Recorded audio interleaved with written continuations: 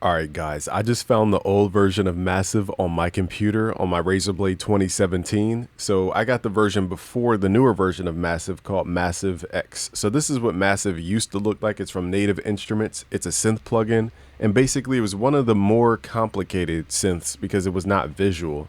This was Serum before Serum basically, and a lot of EDM DJs were using this plugin. Okay, so we're going to revisit this plugin workflow and see if it still works today in my mind. And then we'll go over to Massive X to see the differences between the two. So Massive X, as you guys can visually see, still complicated. It's visual this time, but still very, very, very, very, very, very complicated in my opinion. Okay, but that's kind of what made Massive, was that it was complicated.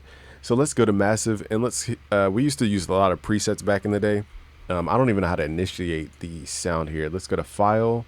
Let's go to New Sound. So this should reset it back to a sawtooth. So when I sound design, let's just add a couple chords in here.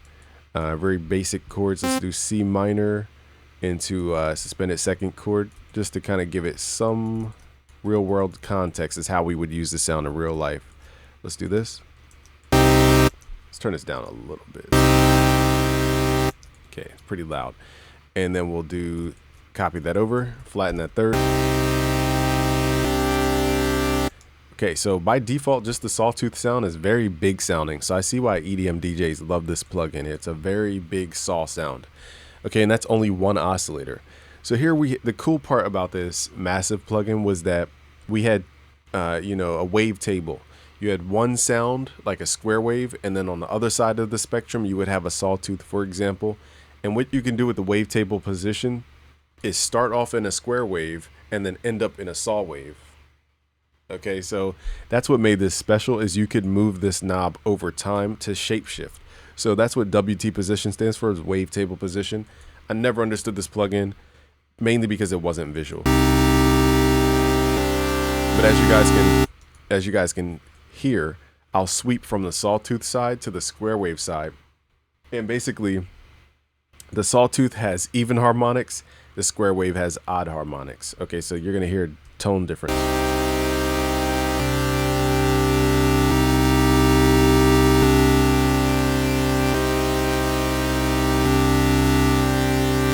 And it gets louder as a square wave. Okay, so the intensity, I don't know what this stands for exactly with the intensity, but the amplitude is basically how loud the sound actually is. I forget what intensity stands for. Let's figure that out. Okay, so that's like a low pass filter built into this specific oscillator, so you could do quick filter sweeps like that. Then we have two different filters you could run the sound through. So you have filter 1 and filter 2. If you shift this fader to filter 1, it will go through only filter 1, and then if you shift it to the middle position, it will go through both, and vice versa.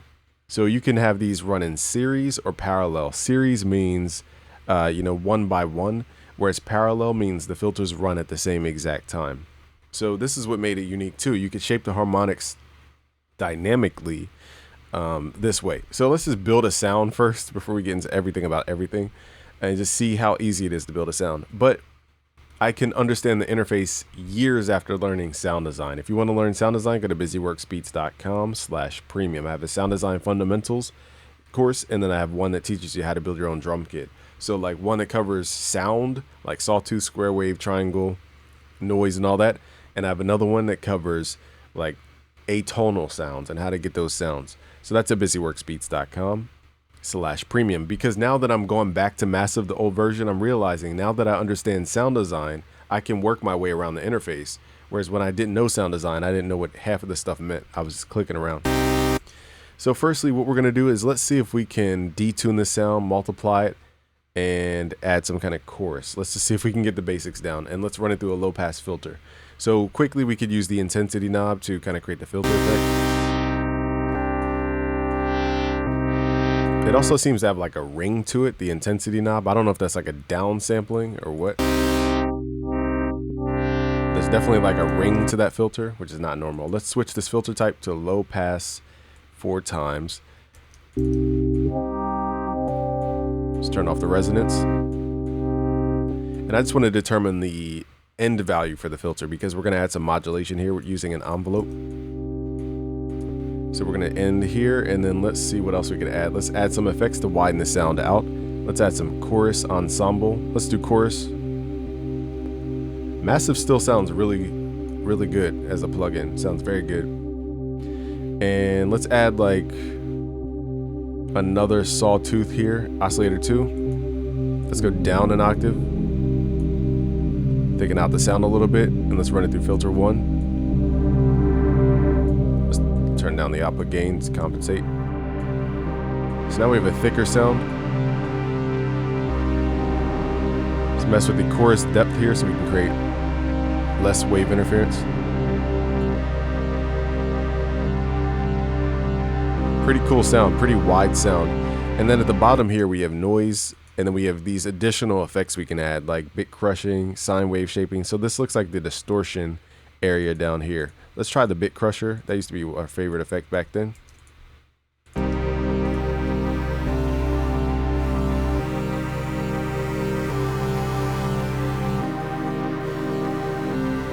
It adds a subtle edge to the sound. Okay, now let's give these sounds some envelopes, these modulators. Let's modulate some of these parameters is what I'm trying to say. Okay, so let's modulate the filter cutoff with an envelope 2. Let's drag this with this little thing here. Now I forget how this used to work. Now in Serum you could drag it over top the actual sound, but in here you have to use these little boxes, and you have to left click the box to create the range. So basically it's saying that the pointer is the end value, and then wherever the blue line is where it goes to, and then it comes back based on the envelope. So I'm going to give this more of a brassy tone. Let's pull the decay level down and give it a subtle attack. And then let's lower the cutoff. Alright, so that should control most of the sound. There we go. Let's make the decay longer.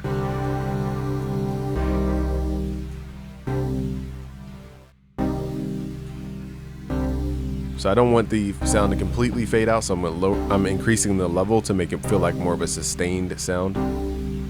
Pretty unique sound. This is interesting. Coming back to this plugin, you know, I get better sounds out of this than I do Serum. So it's interesting that this still sounds way better, even though it's an older plugin. Let's add some white noise here, and then we'll move to Massive X and see what kind of sound we can create. So now I'm increasing the white noise. I don't hear much of it because we're not. There we go. There we go. Pretty unique sound.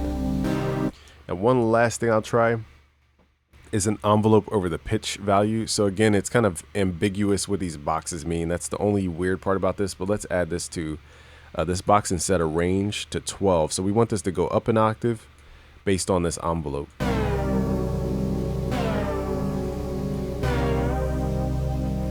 So I'm basically adding a pitch bend effect.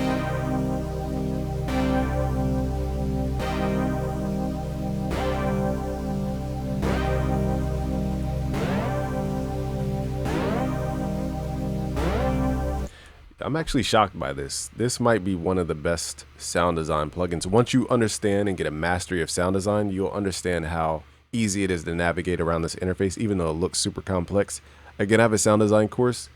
Just go to busyworksbeats.com/premium because it will guide you through the sound design principles. What are the waveforms? What is a filter? How does stuff work? How do you use LFOs? What are modulations?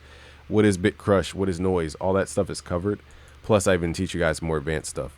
So that's a cool sound we built in Massive. Let's go to Massive X, and I'll tell you guys from experience, this plugin is very convoluted. Even knowing sound design, it's just the interface doesn't really tell me what's going on. So that's the only tricky part about this plugin, is the interface is very, very complicated. Okay, so let's turn the output down. Now the sawtooth sound is pretty cool. Very digital sounding, you know, compared to Massive. This one is more high frequency focused. The other sawtooth sounded more, let's actually compare. Let's compare the initial sawtooth sound. So let's see here. So we're not tricking ourselves. Let's do before and after. So I'll do this one. So we're gonna hear before and after. So the before on the first 2 bars is gonna be Massive 1.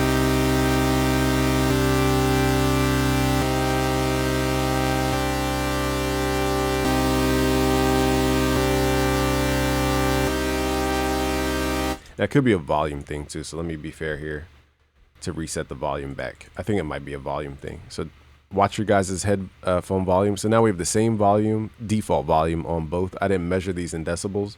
Okay.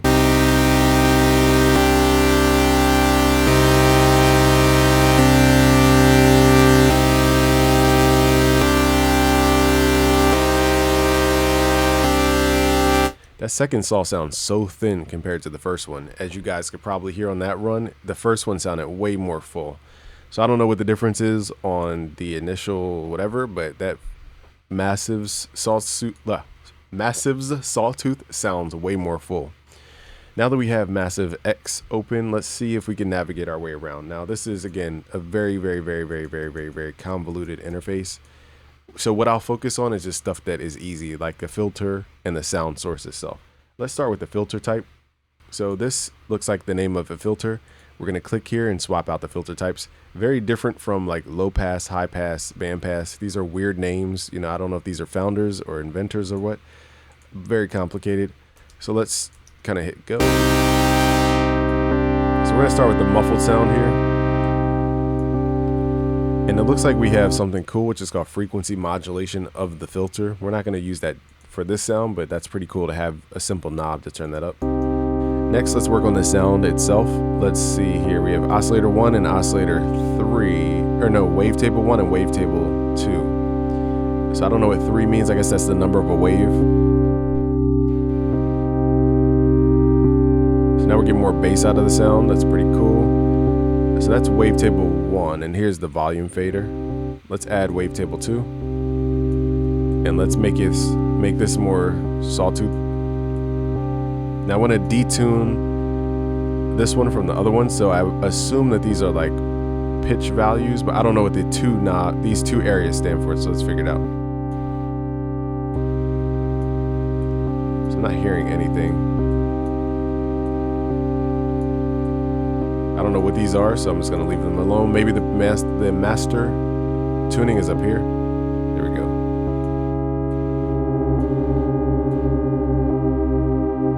And now we're creating more of that super saw type sound. I mean, so far so good. I have no idea what these do though. These little areas right here for numbers, no clue. We can switch this to different types. So I assume these are the warp modes, like in Serum you have warp modes. It's just not clear because there's no visual. But again, that's what made Massive so dope, is that you just had to know what you would listen to the sound more than worry about the visuals. So here, you know, they have a lot of stuff that I don't see in other synths, that's for sure. I will say that this synth has stuff that is seen in no other synth, like comb filters, specific comb filters, and really advanced filter types, especially here. I don't know what Gorilla stands for, so let's try it. I don't even know how to turn it on. Okay, so I assume that's it.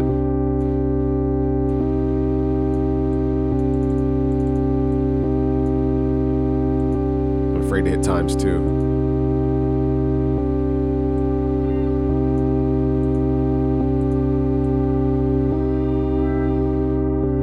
So I'm assuming this knob controls this effect. It's kind of hard to hear though. And then here's a blend knob for all of the sounds.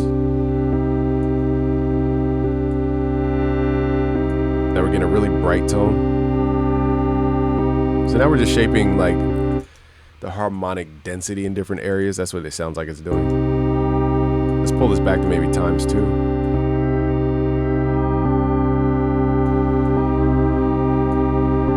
So I will say it's still, even though this plugin is visual, I will say that it still has that element of not knowing exactly what we're doing, and that helps to really listen to the sound. So I will say that is an advantage, not knowing what all this stuff does.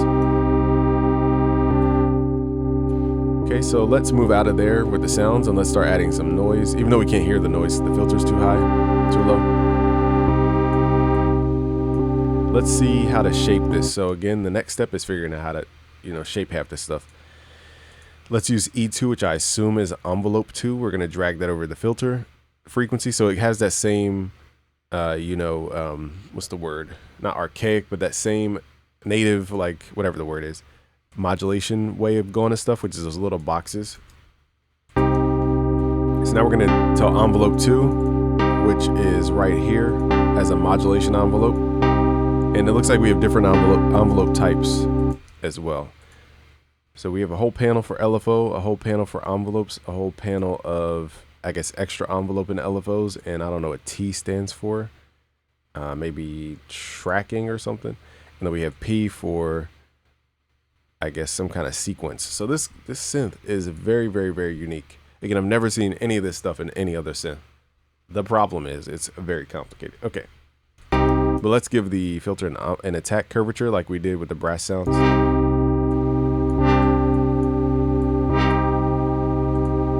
Let's lower the octave here, down 12.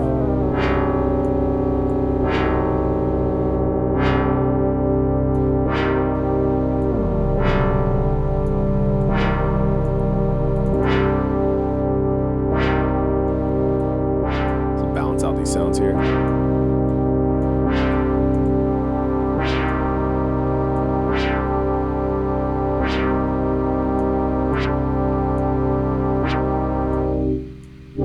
Okay, now let's set the envelope max value to tell the filter the max value to open up to. And then we can shape the timing a little bit easier now that we hear the movement.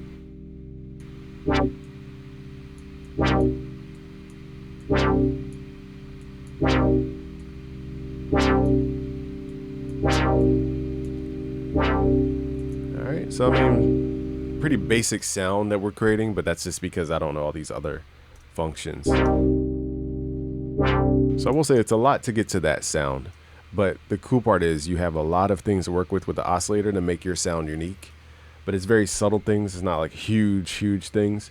Then we have more effects here. We can add those similar to the bottom left of Massive before. You have the bit crush area, frequency shifter, distortion, ring modulation, really distortive things that distort stuff. And it looks like you can add multiple effects there. And then we have different filter types. I'll try out the different filter types just to see if we hear a difference. So these are basically both, I think Monarch represents the Moog filter that they have. Asimov, I don't know what that represents. Okay, so sorry if I blew you guys' eardrums off. Comb filter.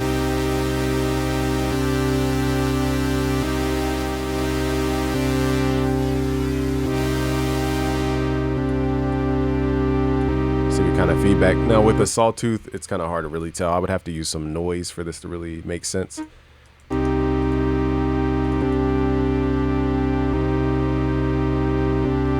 it'd be cool to have a button that could quickly turn off. Okay, so we do have a button. So let's turn off oscillators 2 and 1. And now we're gonna add white noise. We're gonna run this through the comb filter so you guys can hear the wave interference.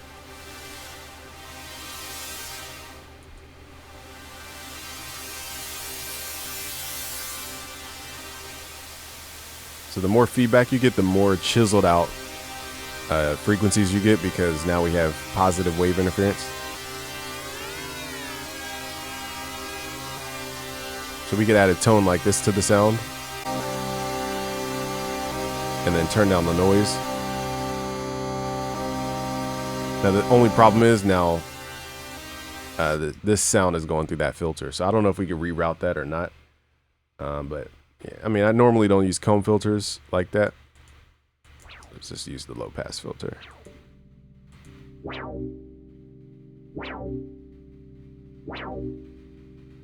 That's why I use these sounds at low volume so I don't blow my ears off. So my apologies if I scared you guys with that volume jump. Okay. I think is this our sound? I feel like it sounds different now. Oh, you know we had it on the other one. All right, so that's pretty much my take on it. I would say, you know, I don't know if this is possible to get the older versions, but I hope that the company allows us to get the older versions even for sale, because this thing sounds very good. It sounds amazing, actually. And I would prefer this over Serum.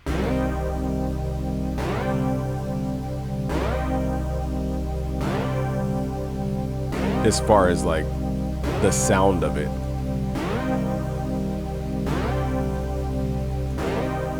That has that like very like real synth sound, whereas this sound, not that it's the same sound,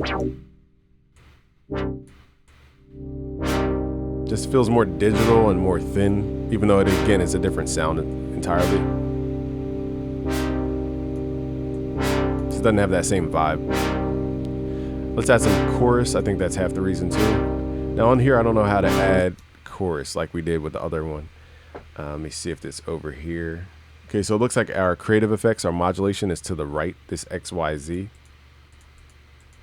Looks like that's what this is. So let's add some chorus. So they really seem to have tried to create really unique effects that aren't in other synths. Let's add some chorus.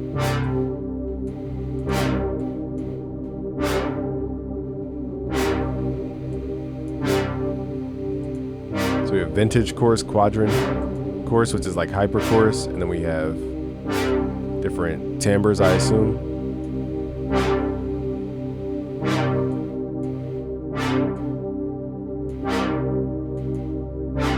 Just doesn't feel the same. So that sound. So let's compare it as a final test here. So pattern we're gonna do before is a massive X, and then after is regular massive.